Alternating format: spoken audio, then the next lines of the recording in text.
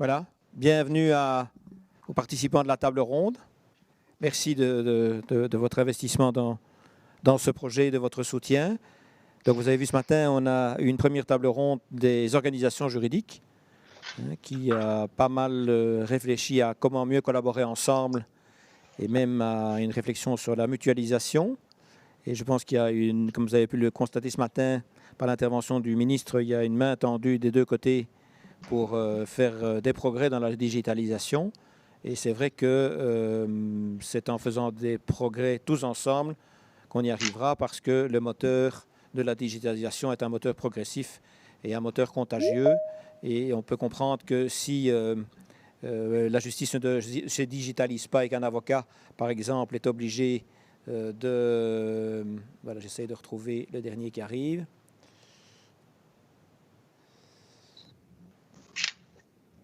Est-ce que je ne le vois pas? Ouais. Ah oui, si. Voilà, donc voilà, il est arrivé. Donc, là, cette digitalisation se fait de manière collective et c'est un effet d'entraînement. Et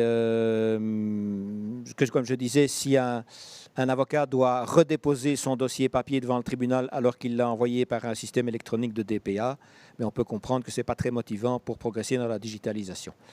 Et donc, c'est intéressant de se poser la question aussi, vous comme acteur important du côté de la digitalisation, comment vous pouvez aider les professions juridiques. Alors peut-être un premier tour de table, chacun vous vous présentez. Donc on a autour de la table Geoffroy de Vicher, qui est le responsable de Privalis chez ING Belgium, Paul-Émile Pimon, qui est le patron du groupe Larcier, Kelly Vera, qui est en charge de la digitalisation des avocats chez Wolters Kluwer, Joël Lambillotte, qui est responsable de IMIO Belgium, Georges Vitou, qui est le responsable communication et commerciale de chez FIC. Je vous rappelle que FIC était candidat comme entreprise de l'année il y a 2 jours et méritait de gagner. Voilà, il y en a d'autres qui sont passés.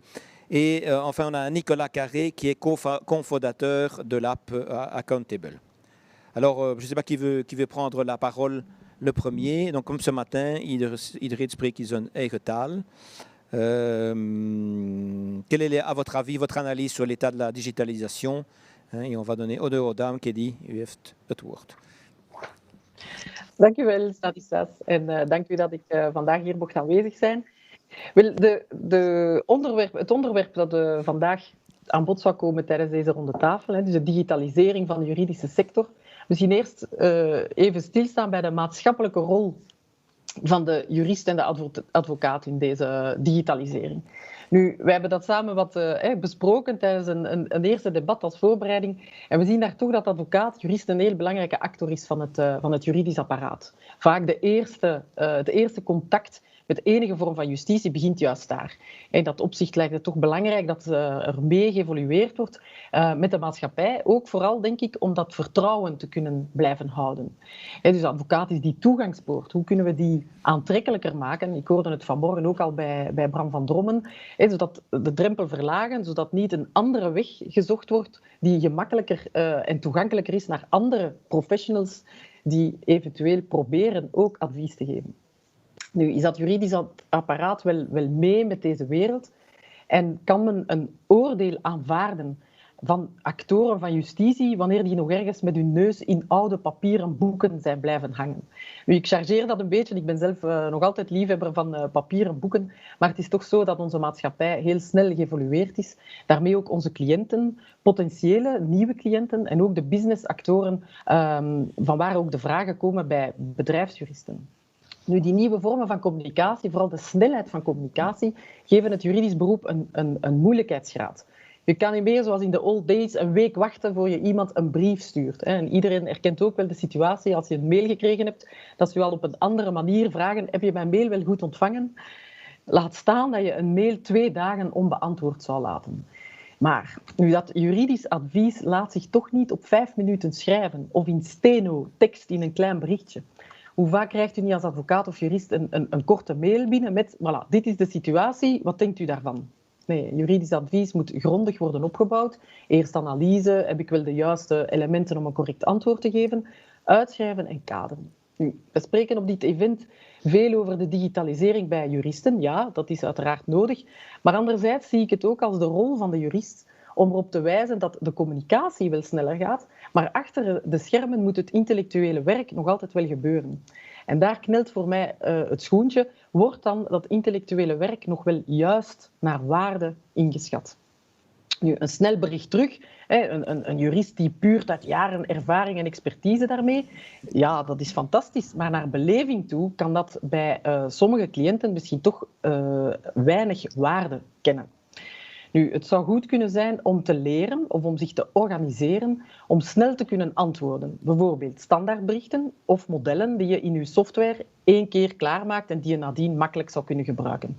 Bijvoorbeeld, ik heb uw bericht goed ontvangen, misschien heb ik nog wat extra informatie nodig, maar vooral met de toelichting dat u een onderbouwd advies wil geven, dat toch enige tijd vraagt, maar dat u tegen die datum een antwoord zal bezorgen. Zo geeft u de vraagsteller snel het gevoel dat hem gehoord werd, maar stelt u ook gerust dat hij tijdig zijn advies zal krijgen. Nu, de ene advocaat gaat zeggen, de dag dat mijn cliënten mij WhatsApp beginnen sturen, dan heb ik geen enkele rust meer. Maar ik hoor anderzijds ook kantoren die juist WhatsApp in hun voordeel gaan gebruiken. Bijvoorbeeld, een heel concreet voorbeeld heb ik gehoord in expertises, dat men de groep juist gaat gebruiken om samen te kunnen communiceren om bepaalde afspraken te maken.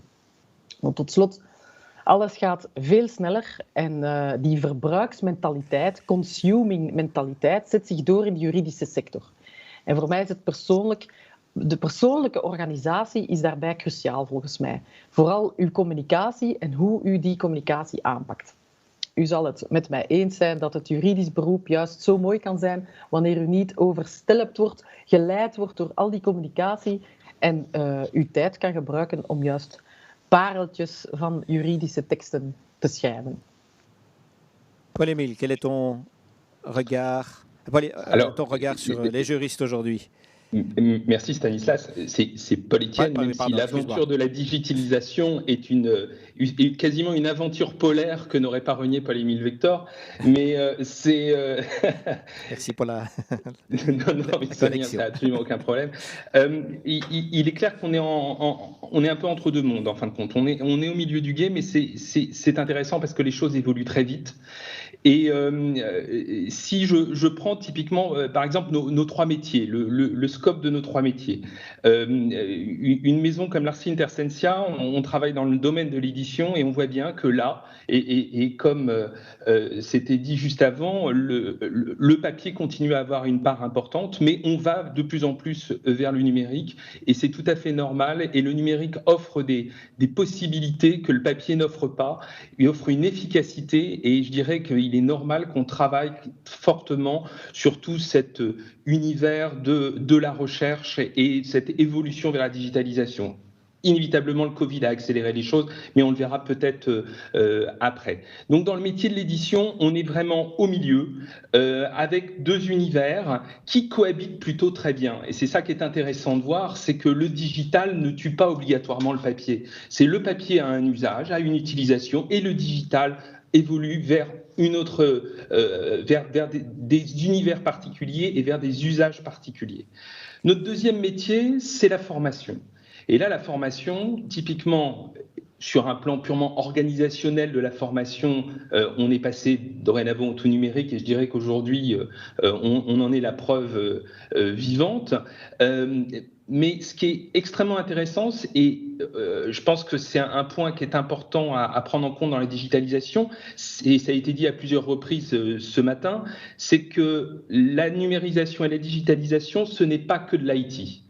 Et donc, il y a tout un aspect humain, et la thématique d'aujourd'hui, c'est l'électrochoc humain. Tant que les hommes ne rentrent pas dans un certain état d'esprit, dans une envie de découvrir quelque chose, ça ne marchera pas. Même si l'IT peut évoluer et nous a fait faire des avancées formidables. Moi, ce que j'observe et ce qu'on observe, c'est que dans le monde de la formation et dans les formations qu'on propose, on nous demande de plus en plus de soft skills. Au départ, c'était pas exactement, on n'était pas franchement capé pour ça et c'était pas franchement notre cœur de métier. Et pourtant, on nous demande des éléments vraiment plus de comportement, des éléments de management, mais aussi des éléments qui sont appliqués, je dirais, de comment retravailler le droit pour le rendre plus accessible, de legal design ou de formation de ce type-là. Donc je dirais, dans ce deuxième métier, on voit aussi le mouvement de la digitalisation et en dehors du mouvement pur du webinaire. Et enfin, dans notre troisième métier, qui est le métier qui émerge complètement, qui est le métier des solutions digitales, des solutions logicielles. Là, on se rend compte que les choses évoluent très vite. Alors, elles évoluent évidemment sous un angle IT, mais elles évoluent aussi dans les desiderata, dans les demandes de nos clients, qui sont de plus en plus, qui ont compris, qui sont en train de comprendre et qui sont sortis de la crainte initiale. Je me souviens, on a pu, dans d'autres instances et dans le précédent Legal Summit, on avait discuté de cette peur, de cette crainte du remplacement, en fin de compte. De moins en moins, j'ai l'impression qu'on va là-dessus, et de plus en plus, j'ai l'impression que nos interlocuteurs et les destinataires de ces solutions logicielles ont compris qu'il y avait quelque chose à gagner, que ça allait être un accélérateur de business, mais aussi un facilitateur de leur vie quotidienne. Donc ça, ce sont véritablement les éléments sur lesquels on travaille en matière de solutions logicielles.